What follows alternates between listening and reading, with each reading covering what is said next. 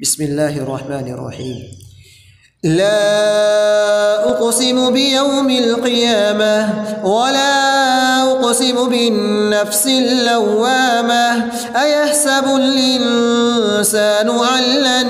نجمع عظامه بلى قادرين على أن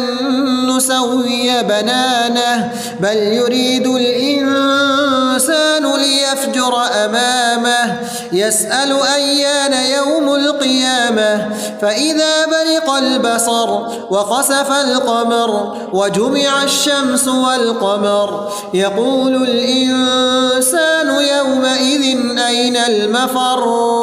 كلا لا وزر إلى ربك يومئذ المستقر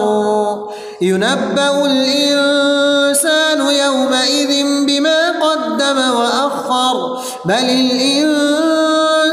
على نفسه بصيرة ولو ألقى معاذيره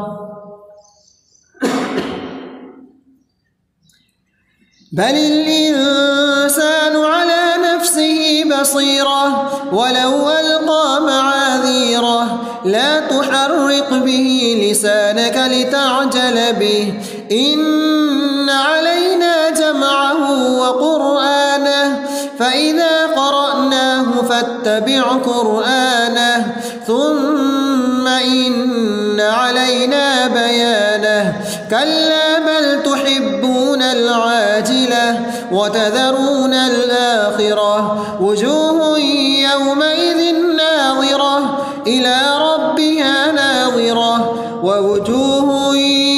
يومئذ باصرة إلى ربها ناظرة ووجوه يومئذ باصرة تظن أن يفعل بها فاقرة كلا إذا بلغت التراقي وقيل من راق وظن أنه الفراق والتفت الساق بالساق إلى ربك يومئذ المساق فلا صدق ولا صلى ولكن كذب وتولى ثم ذهب إلى أهله يتمطى أولى لك فأولى ثم أولى لك فأولى أيحسب الإنسان أن يترك سدى ألم يك نطفة من مني يمنى ثم كان علقة فخلق فسوى فجعل منه الزوجين الذكر والأنثى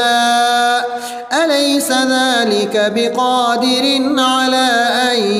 يحيي الموتى